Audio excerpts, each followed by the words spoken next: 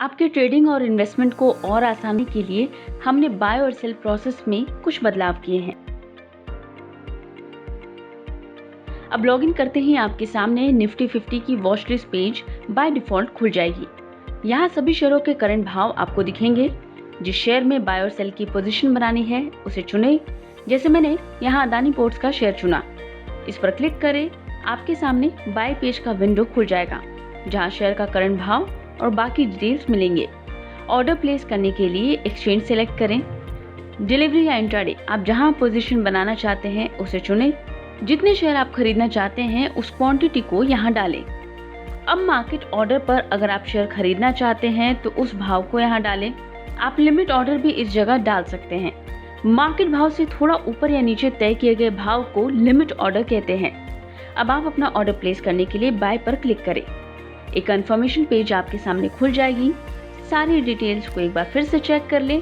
अगर सब सही लगता है तो इसे कंफर्म कर दें। आपका ऑर्डर प्लेस हो जाएगा।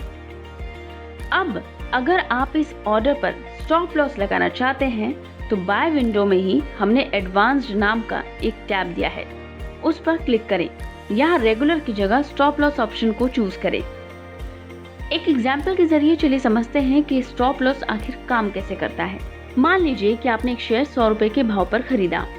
आपको उम्मीद है कि शेयर का भाव आगे बढ़कर 110, 120, 130 या उससे ज्यादा भी पहुंचेगा। मगर आपको इस बात का भी अंदाजा है कि अगर ये शेयर 100 रुपए से ऊपर जाने के बजाय नीचे फिसलने लगा तो आप अपना घाटा कम से कम रखना चाहेंगे या फिर सौदे से बाहर निकल जाने में समझदारी है। ऐसी स्थिति में अगर आपको लगता है कि इस शेयर में आप ज्यादा से ज्यादा 10 रुपए का घाटा उठा सकते हैं और अगर ये शेयर 90 रुपए तक गिरता है तो मैं इस सौदे से बाहर निकल जाऊंगा, तो फिर इस केस में आप एक स्टॉप लॉस मार्केट ऑर्डर लगाते हैं 90 रुपए में। जब आप ये स्टॉप लॉस मार्केट ऑर्डर लगाते हैं तो आपको एक ट्रिगर प्राइस बतानी होती है। ट्रिगर प्राइस का ये मतलब है कि जैसे ही शेयर गिरकर 90 रुपए के भाव पर पहुंचेगा, आपका ऑर्डर एक्सचेंज में सक्रिय हो जाएगा। एक मार्केट ऑर्डर की तरह ही जो भी मार्केट प्राइस उस वक्त इस शेयर का चल रहा होगा उस पर आप इस ट्रेड से बाहर निकल जाएंगे।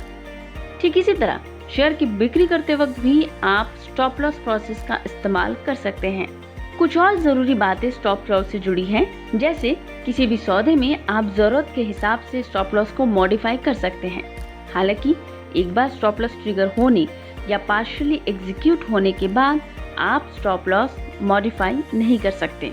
अब वापस हमारे एडवांस विंडो में चलते हैं जहां स्टॉप लॉस ट्रिगर प्राइस आपको अब चुनना है। अब यहाँ एक डिस्क्लोज्ड क्वांटिटी का भी ऑप्शन है।